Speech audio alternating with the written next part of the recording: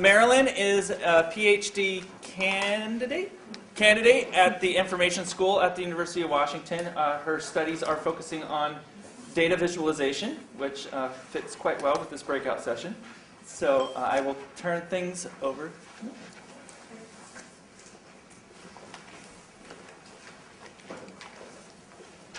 Okay, visualizing data. I've designed this talk to be very pragmatic. I always like being able to walk away from the talk with sort of things I can actually do next, so that's my intent here. I'm going to cover these 4 topics. Why do visuals work? When do visuals work? What makes visuals effective? And what makes an effective visualizer? And I've put together a website with some links to resources I'll be talking about. I'm going to pull this up again at the end of the talk, so you'll have it, but I just wanted to let you know in advance that that would be available for you. Okay, so first of all, why do visuals work? This section is slightly academic, but I find it helpful to have an orientation to visualization that is sort of just a somewhat theoretical orientation. So we have a powerful set of resources in our visual system, but of course they're designed to process information like this. And it's interesting to think about, why do they work, the process? Why do those resources apply effectively to information like this? So first of all, if you just think about what our visual system has to do for us, it helps us navigate, it helps us move through space without bumping into things. It helps us manipulate or interact with the world and get feedback from it so we can see the effects of our interaction. It helps us identify things, that's a tree. And it helps us anticipate in terms of we have expectations about what's going to happen in the world based upon what we see. So none of these particularly apply to data visualizations. So we need to step back and say, okay, what is it the visual system needs to do in order to enable us to navigate effectively? Well, it needs to enable us to perceive spatial relationships, and our visual system is extremely good at that. Immediately we see what's where and how it relates to ourselves and other things in the environment. In order to manipulate, we need rapid and simultaneous feedback. We need to immediately see the impacts of what we've done. No time delay, and it needs to be simultaneous. We can't just see what happens here and then what happens here. It needs to all come to us simultaneously. In order to be able to identify things, so for those of you who have studied the visual system, it's fascinating. We're not like a camera that just records what's out there. Our brain is actively processing information and building a sense of the world.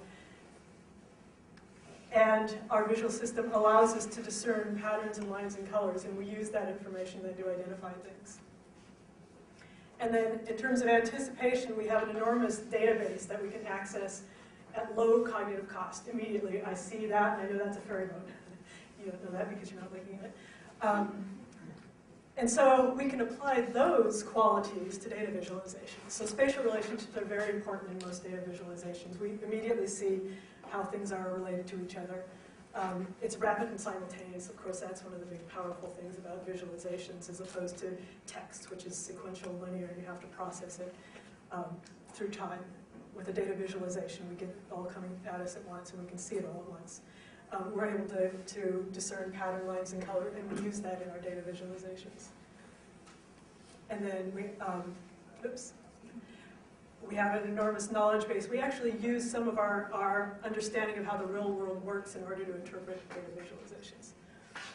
Okay, so then the caveat is that visuals don't necessarily work. They work when we leverage our visual system effectively. So here's an example. This is, for those of you not from this area, this outline is King County, which is the county we're in right now. And all of these data points are incorporating towns and city within King County.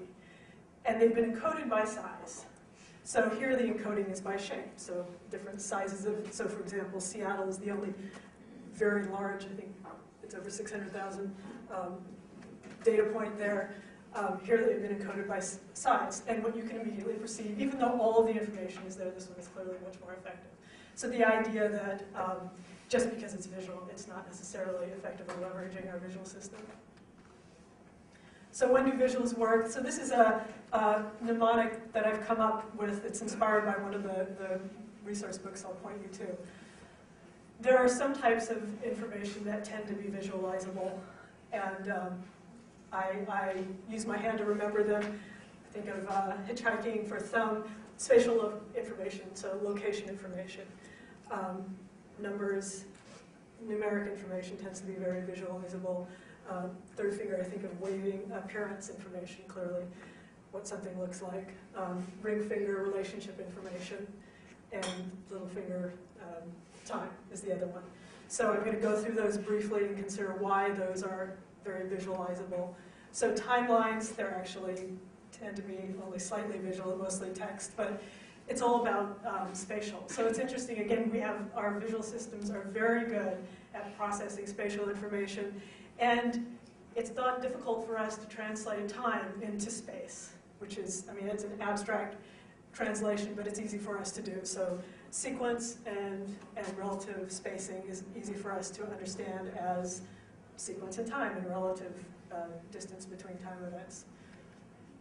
So time visualizations are all about spatial relationships visualizations, so things like organizational charts or network diagram are also essentially spatial in nature. And again, it's the translation of an abstract relationship into a physical spatial relationship, and our brains have no trouble doing that. Appearance, obviously, if you need to convey information about what something looks like, the best way to do it is with a visual, it may be a photo. I use this representation because this does something that I like to do, which is to use appearance to convey data concepts. So the data is conveyed in the numbers, but the little icons help us understand, anticipate what type of reference they're referring to, what type of physical object they're referring to. Numbers, this one relies pretty much on that database we have. So the fact that when I look out there and I see a small pile of something or a large pile of something, I know that that means a small number of something and a large number of something, so we can directly translate it into large things on our in our visual system. This one actually is equating height with numbers, and again, things that are higher or taller tend to be bigger. Our sense of gravity is that it takes more to move away from gravity. So it's intuitively natural for us to translate height or size to number values. And then finally, maps. Maps are all, of course, about spatial information. So since we're good at spatial information, they work well. This one, of course, also has a number component. It's a data map, so it's using size as well as spatial relationships. Okay, so again, there's 5 types of information that tend to be visualizable. And what I do is if I'm faced with information that I want to convey visually, I search for visual potential, and I literally think about those 5 things. I'm going to do a little pause to encourage you to think about the data you work with. What sort of visual potential is there in that data?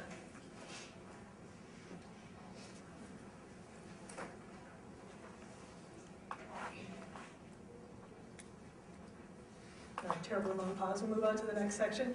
So what makes visuals effective? There are, obviously, this is a rich area. I'm going to focus on 3 that I think are quite key: encoding, layering, visual hierarchy, and context.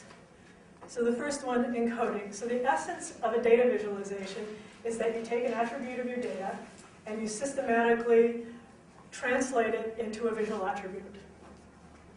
So I'll explain what that means a little more. This is a simple data visualization that I'm going to use as an example throughout this talk. It's showing commute distances to the University of Washington by these 3 groups: students, staff, and faculty. And then the distances are chunked into less than 1 mile, 1 to 5 miles, 6 to 10 miles, type of 11 to 20 miles, and more than 20 miles. So what are the encodings here? Color encodes category. And that's a fairly intuitive encoding. If you see different things that are different colors out in the world, they tend to be different types of things. So that's a useful intuitive coding. Height, again, the bigger things are, the more they are typically. Position, so this is essentially a direct encoding. So distance from the university is the same, in this case, as distance along the x-axis. So there I have those 3 encodings.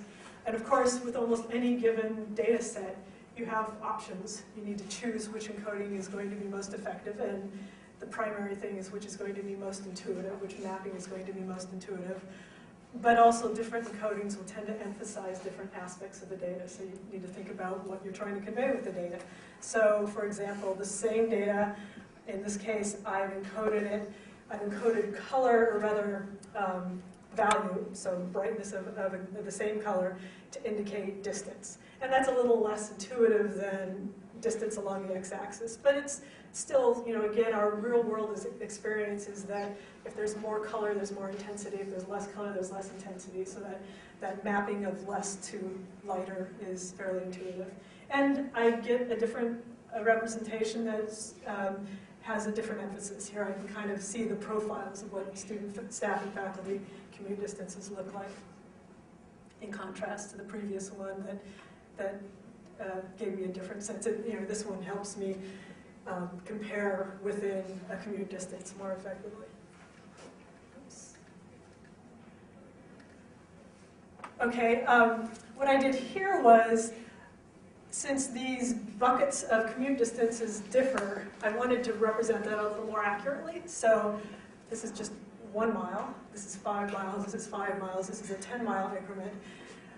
So in a way, this is a more intuitive, more accurate encoding, but I've also run a risk here because this is not what we expect to see. So of course, you're always having to incorporate audience expectations, and when you violate them, they're going to have to do a little more work. So you have to decide whether that's worth it. Here's another encoding where I've double encoded. So category, color means category, but also spatial position, in this case, means category. And again, slightly different impression. It's easier for me to look at each category of commuters, but it's a little harder to compare between categories. And then I threw up this one. This is actually a visual I created and was used in a report. It's similar data. It's about commute distance. But here what I've done is I've encoded number of people by number of people. Though in this case, each little person represents 1% of the population.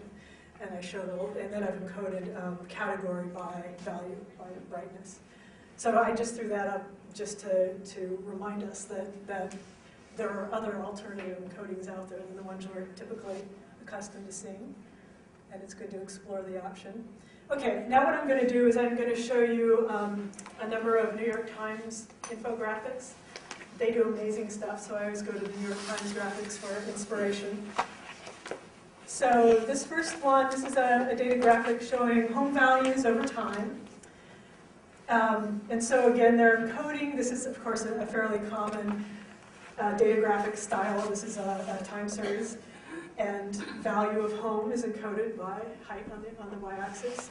And then time is encoded linearly on the x-axis. This is a display of different types of cancer and incidence in a given year and deaths in a given year. And then it's split up women and men. So you can see there's encoding by position, left and right. There's encoding by color, the greenish colors versus the bluish colors. There's encoding, of course, the major encoding is by bar length, and that's the number of cases. And then there's this difference between a dark value and a light value. So all those different encodings are happening. This one is meat consumption. So again, it's the standard time series. Height means how much consumption. Time is on the x-axis.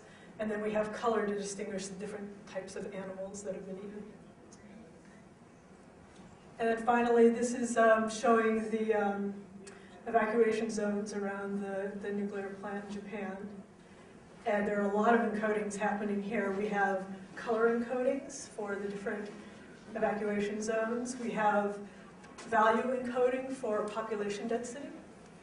We have bar length for radiation exposure, all happening simultaneously in the same graphic.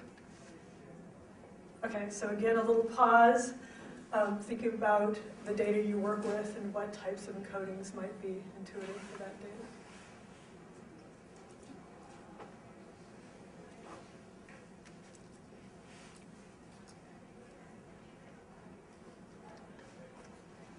Okay, the next thing I'm going to talk about in terms of what makes visuals effective is the concepts of layering and visual hierarchy. And this one is valuable because there's always a tension when you're creating a data visualization between the complexity of the visualization and the complexity of the information. Most really, really simple, informationally simple data visualizations are not very interesting. Usually you need to create some complexity, but you want the viewer to have a sense of this is simple to look at. And layering and visual hierarchy are an important way to achieve that. So what are they? So again, the way our visual system works, when different things have different visual attributes, our visual system can easily pull them apart. So here, we have a bunch of things that are all the same color and the same thickness, and so they compete with each other visually. But if we change the thickness and the color, we have much less competition happening. And then as soon as you do that, you start creating visual hierarchy, which refers to which things are more salient, which things pop out at you, and which things are less salient, which are sort of in the background. So I can emphasize that here. So I've created both layering and visual hierarchy. And if you think about how our visual systems work and how camouflage works, basically camouflage animals, they're taking advantage of, they're trying to minimize the visual cues that our visual system uses to distinguish objects in the environment. We want to do the opposite. So here's, again, that same data set that I showed before, and this is sort of the default view that you get in Excel. And I'm just going to show you a couple of things that I typically do with an Excel graphic. So it starts out with, there's some visual hierarchy going on. The title is much more visually salient, and that's appropriate. It helps you orient you to what the visual is about. But then there's a lot of elements here that are about the same visual hierarchy. The grid lines and the axis labels and the key labels. I typically immediately back off the grid. Actually, it's still there. I don't think it's even visible to you. But there aren't that many situations where you need that level of precision, and so that just reduces the amount of visual hierarchy. I also generally remove the axis lines, because usually you have enough visual cues to basically recreate those in your mind. And then I typically tone down the axis labels as well. You know where to look for those. You know they're going to be there. They need to be legible, of course, but they generally don't need to draw your attention. And so I'd rather draw attention to the things that help orient to the topic of the visual. And then in this case, say I want to emphasize staff. I can make those data points more salient and make the others a little less salient to create a little visual hierarchy there. Okay, how the pros do it. So if you just look at this and think, what grabs your attention initially? Basically, I think you'll agree the things that jump out are first the main data line, which is appropriate, and then the title, which again is also appropriate. And then other things are more subtle and have less visual impact, like the bars that indicate different time periods and the text. So even though there's a lot of information here, it's easy to look at, and it's easy to have your attention drawn to the thing that needs to be drawn first, and then you can start exploring more. This one has less visual hierarchy in some respects, but still you certainly see the title, even though it's not in the standard upper left-hand corner. They managed to make that work anyway. In a way, we've got these different things up here at the top. We have the labels that explain the difference between the pale and dark bars. We have the data values, and then we have the men-women labels. There's not a lot of visual hierarchy going on there, but they're clearly distinguishable. They're all slightly different, so so they're layered in that sense. If they were exactly the same typeface, then they might compete with each other a little bit. And here there's a lot of layering going on. Again, and there's a lot of information, but I think your attention generally is drawn to the central point first. That's the most salient thing. The title's a little subtle, but it's definitely where you expect it, in the upper left-hand corner. And then maps are a great place to see layering. It's amazing how much can be on a map and still allow you to look for the things you're looking for, whether it's the highways or the cities or whatever. So we've got all of this information about population density, and yet it's not competing with the labels, for example. And these these zones with the red lines, you know, if they were black, they would compete quite heavily with the text, but they're not. So it's all very well done. Okay, so that's layering and visual hierarchy. Again, the goal is to create a visual impression that is easy to process, that's not creating a lot of competition, so the viewer knows where to look. Okay, and thirdly, context is huge in making a visual effective, and this actually is a little more about content, but it's relevant. I mean, the essence of a visual, the fact that you can put more than one information in the same place is a strength of visuals, and it also contributes to the story. Essentially creates a story out of the data. So to add context, the way I think about it, I either want to add more of the same type of data to tell more of a story, or add related but different types of data. So I'll explain what I mean by that. So say we have this one central bit of information that we're interested in, the fact that 16% of UW staff, I'm using the word UW, University of Washington, staff commute more than 20 miles. There's no context there, so it's hard to get a sense of how significant that is. So I can provide context by adding similar information, more commute distance information for that same population. Or I can add context by providing, again, similar information, more commute information for different categories. I can put it all together, and again, it just creates a richer story. This data point now means a lot more because I have more context to put it in. Or I can add other types of information. So what I've done here is, here's my commute distance information, here's my mode split. So these are how these different categories of individuals commute: transit, drive alone, carpool, bicycle, other modes, walk. So again, this is a different type of information that creates more context for my central point. Here's another one. Here I'm trying to show what that commute distance means. So I have a map of Seattle and Puget Sound, and I have the zones that correspond to those commute distances. So again, it immediately creates more of the story. It creates more context for that central data point. Okay, so now let's look at the New York Times graphics. So again, we have our central topic, and here we have these historical periods that help create a story help us understand meaning. Why did the home prices go up when they did? Here, essentially, this one, there's a lot of the same type of information, which is cancer occurrence, but I have a lot of comparison factors. So I can compare men versus women. I can compare across types of cancer. I can compare deaths to occurrence. So all of that creates context. So any single data point now has a lot more meaning than it would if I showed it by itself. Again, another time representation where they've indicated historical periods to give context for what was happening. They also have these little call-outs where they refer to things like the first McDonald's restaurant opens, and that had an impact on beef consumption. And then, of course, just each of these data lines gives context to the others. If you only saw one, you might wonder, well, did meat consumption rise in the same way for all types of meat? But you can see that that's not the case at all. And then here, there's lots of different types of information, all providing context for each other. So we have the evacuation zone, but it's very interesting to see the context of radiation exposure and how that relates to those evacuation zones. Okay, so again, summarizing, adding context by providing more of the same kind of data, but for a different group or a different category, or adding some different but related information. So again, I'll pause for a mental moment of rest, or to think about your own data and what sort of context you can provide for it.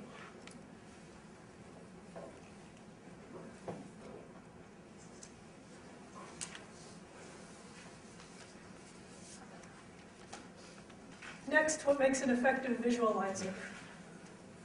So that's, of course, a very big question, but I'll summarize it as knowing rules, tools, exposure, experience, and getting feedback. So I'll summarize those. So rules, design principles, perception principles. There are some excellent books out there. These, again, I've linked to them in the website I created for this. And my experience with rules is, you hear a rule and it sounds very simple, but actually implemented is a much more complicated thing. And I think you expose yourself to the rules and then you just keep experiencing them and they make more sense and it gets easier to figure out how to incorporate them. Tools, so I generally am creating data graphics from scratch. There are a lot of tools out there that will sort of create graphics for you. For what it's worth, the tools I use most are Excel for manipulating data, then I often pull it into Illustrator, Flash if I want interactivity. All of these, the challenge of course is all of these have a learning curve associated with them. I'm going to talk about some tricks that I personally like to use to improve my skills in a moment. Exposure, I try to expose myself to data graphics all the time. I subscribe to a number of blogs that send me emails almost daily that then point out excellent graphics people have done.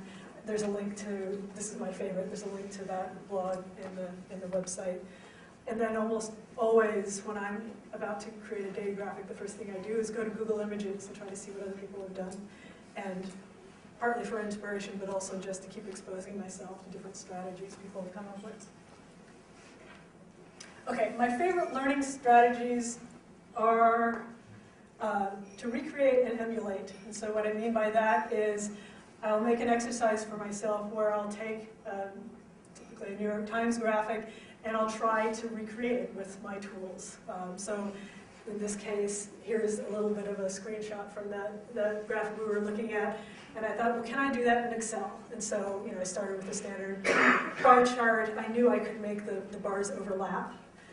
But I didn't know how to make one thicker than the other because that's not a separate attribute that you can change until I came up with the idea of just giving one a thick line around it. So it's a fun thing to do and it's relevant because if you just sit down with a tool, there are so many capabilities that tool has that it's hard to know where to start, but if you start with an existing visual, you know that that's a meaningful thing to try to achieve because somebody else has achieved it for their meaningful visual.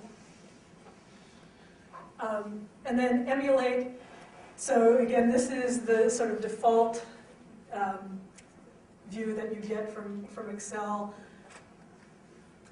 What I've done here is, so I went to a number of annual reports, and I looked at the style of the annual report, and then I tried to apply that style to my data graphic. So that exercised my ability to figure out how to change formatting in Excel. And it also, to some extent more importantly, it helps attune me to what visual elements is that report using to create a certain tone and a certain effective type of display. So here's a page from McDonald's annual report. I tried to emulate that. And the pickles, the shiny. Here's one from IKEA. Looking for the font, here I added the data labels because they had done that. So it's fun and it's a way to exercise your ability to sort of see what's going on and what choices they've made to make their presentation have a certain look and be effective in a certain way. And then finally, I consider this absolutely the most valuable way to improve your visualization skills, which is to ask other people how they're responding to it. Really what you want to do is see your visual through another person's eyes. And this is something that nobody, no matter how skilled they are, nobody graduates to the point where they can anticipate what their visual is going to look at through another person's eyes. It's always, it's like getting someone to do your work for you. It's like magic. And I have these two bubbles because they represent sort of the two types of information I really want to get. If I just show a visual to someone and say, well, what do you think?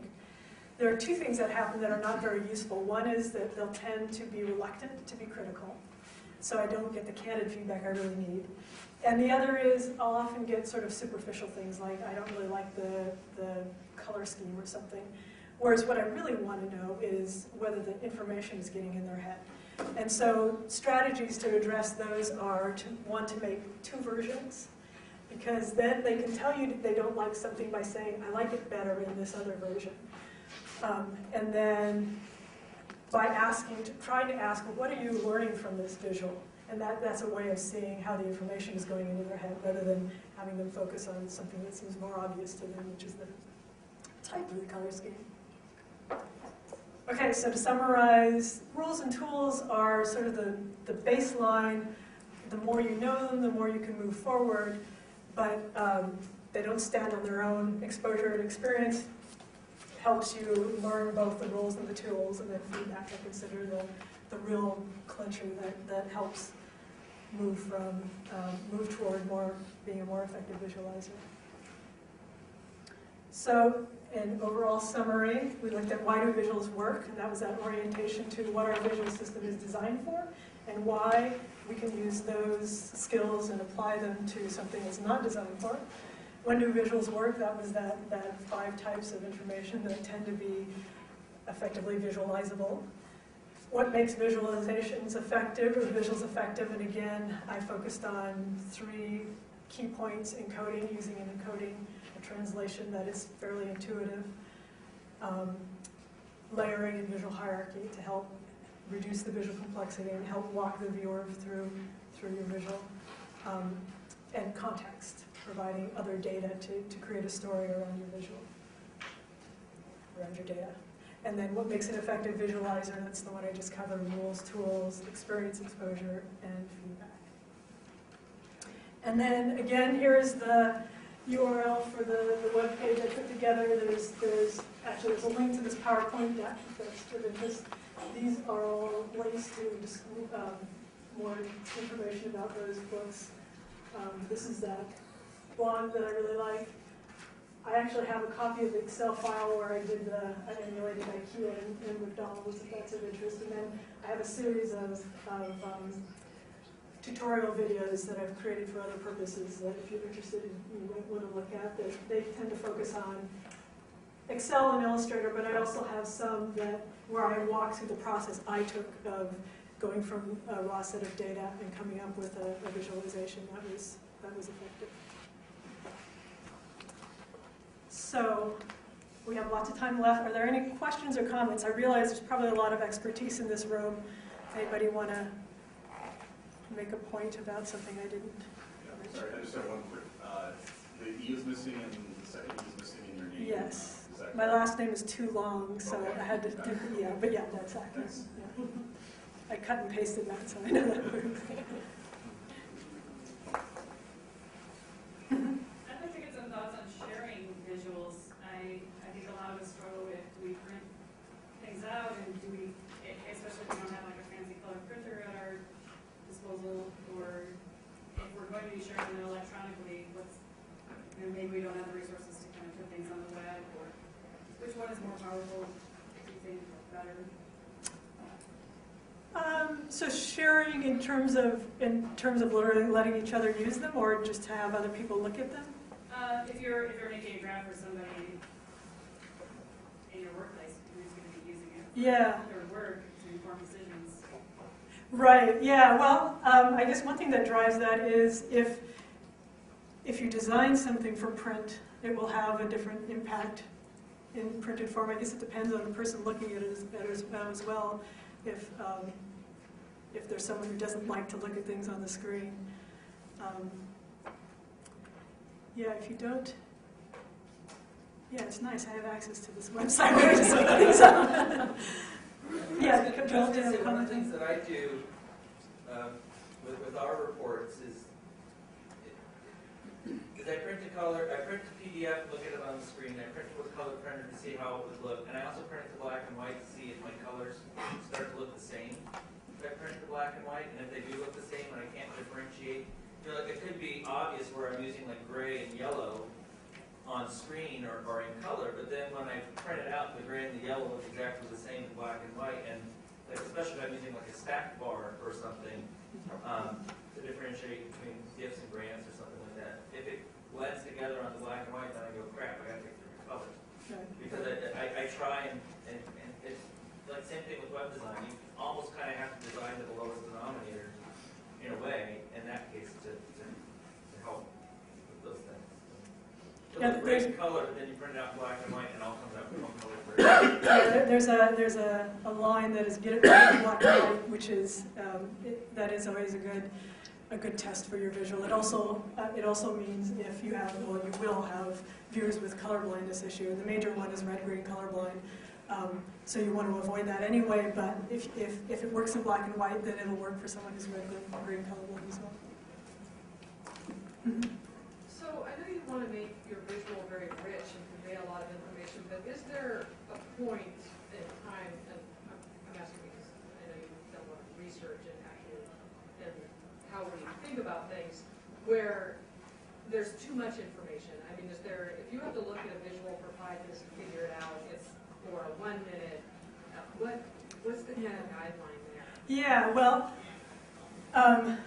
it depends on the context. If you're showing, if you're doing a presentation where people only have a short time to look at it, of course you really have to have basically one point. Also, I mean, in that context, you're there to narrate, which is huge. You can create a story even when there's no story in the data. Like the New York Times graphics, they expect people to spend time processing them. I mean, in a way, again, I look at them because their data graphics, it's almost always the case that you could glance at it and walk away with the important point. But if you spend the time, you can get more out of it. So they have the skill to enable you to get the best of both worlds. But that's really hard to do. So yeah, if you like, yeah, reports, you can assume that people are going to be scanning them and they're going to want to spend as little time as possible. So the main thing is you can get something out of a glance. But I don't think you have to get everything out of a glance. And if the glance pulls people in and helps them invest more time in it, and then they can start noticing the subtler details that add to the richness of the story. So the ideal is to get it. I guess only when you really don't give your audience a chance to spend more time with it. Like I showed you all those data visualizations, and I didn't give you a chance to really process them because I was narrating and hopefully getting you the most important information across quickly. But to some degree, that was undesirable because I didn't give you a chance. Yeah, I'm interested in interactive visualization. So I'm getting ready to do a test deployment of Tableau. And I'm trying to move some of my old school non-digital people who are totally into it has to be in Excel, look this way. I'm trying to come up with dashboards that it's like, hey, you can have it, we'll still email the PDF to you if you want, but here's a desktop. You can actually click on the data point, right mouse click, say view the data. You can do the slider and do the what if. Any kind of insights in how you move somebody from being a printed format to an interactor on a dashboard with KPIs. Yeah. So I mean, the whole thing about interaction. It's sort of a two-edged thing where you can wow people with interaction and you can overwhelm them with interaction. And you can enable, particularly when you have, actually, there's a great example which I'll just describe to you. There's a TED Talk, if you're familiar with the TED Talks, the inspiring talks that you can find on YouTube or on the web. There's one by Hans Rosling, and it's about, he's presenting information about, it's global information. Yeah, he has a good one on mortality.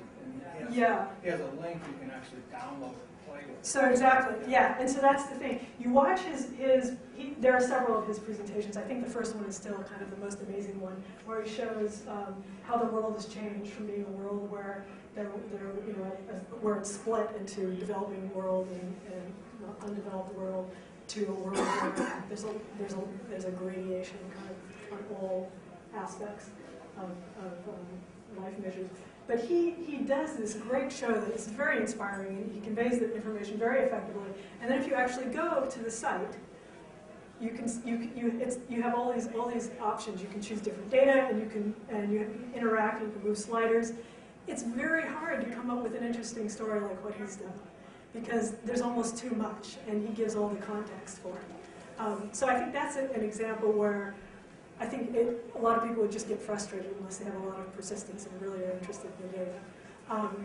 But back to the basic question, I mean, I guess I would start with having a visual that doesn't require interaction, where you can look at it and you can get the information you want.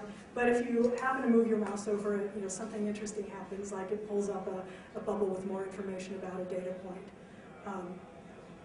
So it's not, you know, what you don't want is to have someone feel stupid.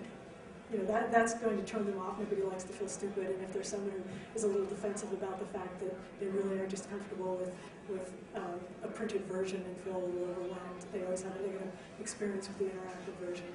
So that's the main thing, is to make it so the interactive version works without interaction, and if you happen to interact with it, it does something that is interesting, and you can immediately see the value. Not that it's easy to achieve that, but that's what I do. So basically, you always have to start simple. Transition. My organization is transitioning from basically written electronic formats everywhere to something that's a more unified electronic format.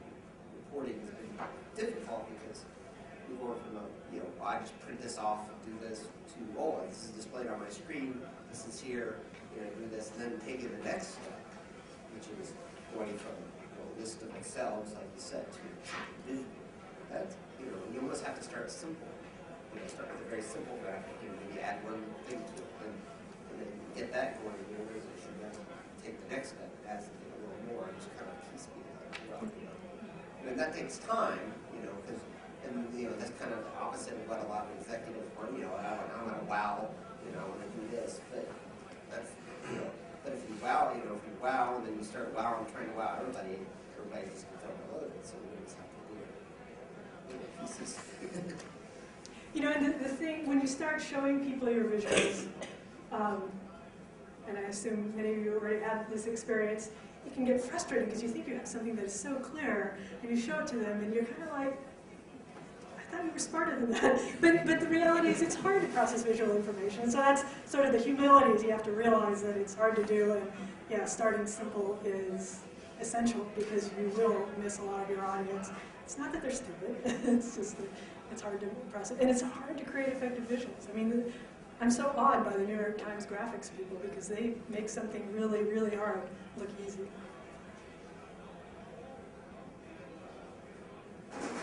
Considering the number of new devices out there, what are some tips or pitfalls or any advice that you can give regarding visualization and other sorts of devices?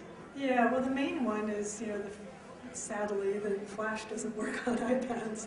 And there really is no equivalent. I mean, there's kind of the sense that we need to move away from Flash, but there really isn't a good alternative to Flash. And it's frustrating because you can do really cool things with Flash. But it's, it's evolving, and Adobe is trying to come up with new strategies for being able to do the same sorts of things. It's just not nearly there yet. But I guess most devices, PDF is kind of a nice generic platform that most devices can process. I guess there must be some sort of change in the way we can conceive of our visualizations because of this limitations of size and yeah. some cases. Yeah, I mean that's certainly, like with any web development, ideally you think about how's this going to look on an iPhone, how's it going to look on an enormous monitor, how's it going to look on an iPad. Yeah. I don't have any easy answers to that, but it's good to think about.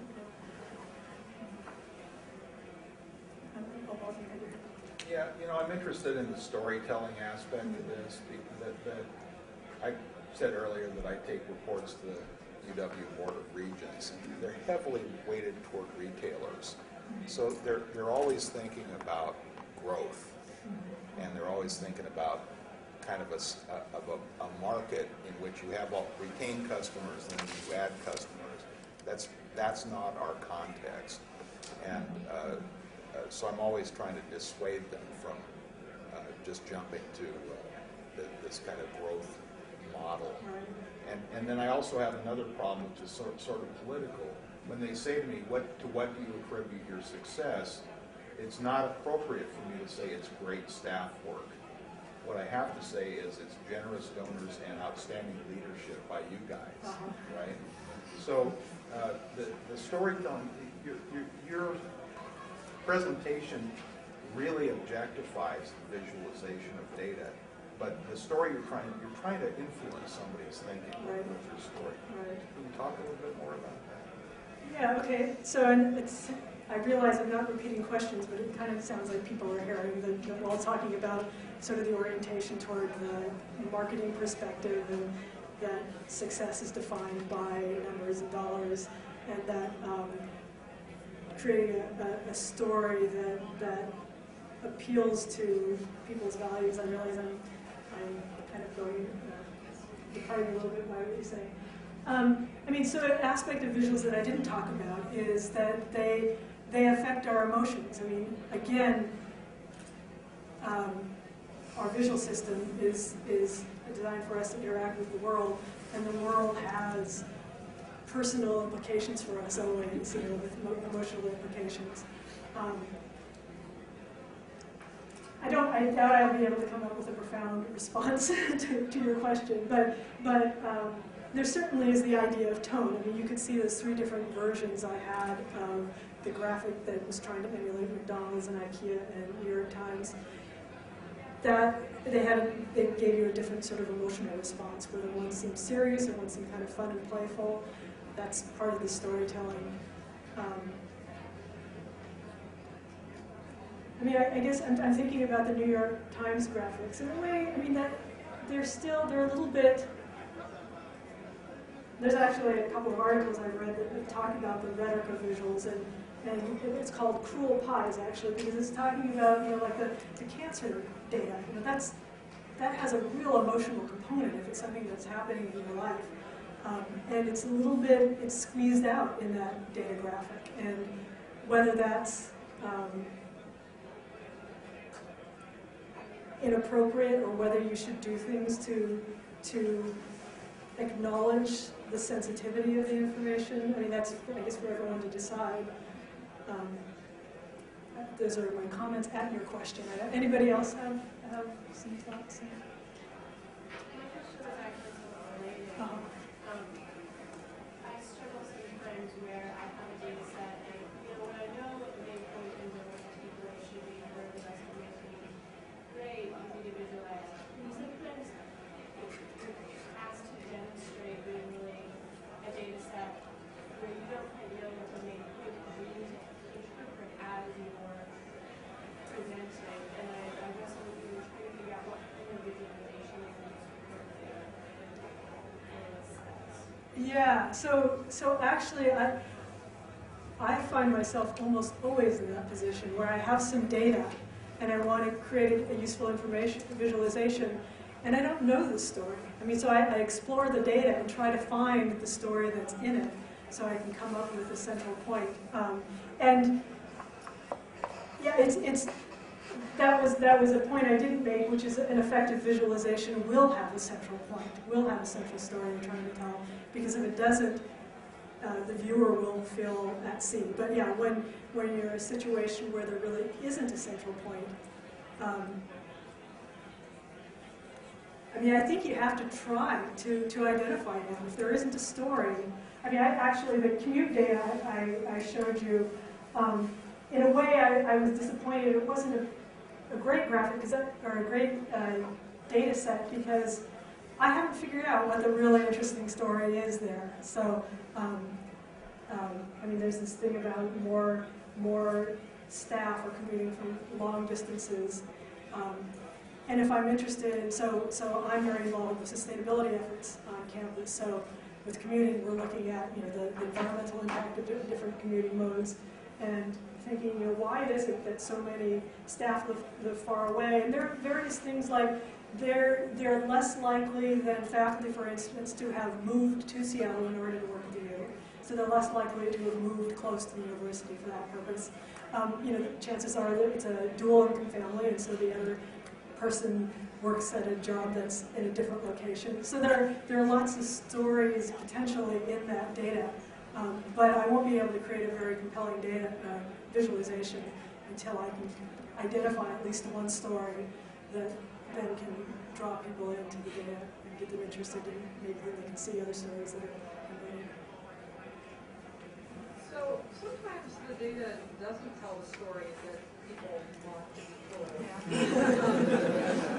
But, without obviously just making it up, how would you maybe minimize differences or, reverse your technique? I guess use your powers for evil. Oh, yeah. I mean, there are lots of ways to lie with visuals.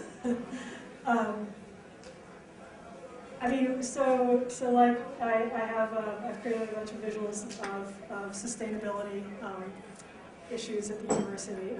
And a lot of those are positive stories, but some of them are not much has changed. Like you look at electricity consumption at the university, and it has gone slowly up. But if I look at campus population and building space, those have gone up as well. So again, I put those together and it tells a story, and it maybe says, okay, we're maybe not doing so bad. I mean, the other thing is you can have the visual tell an obvious story, but have some text that tries to sort of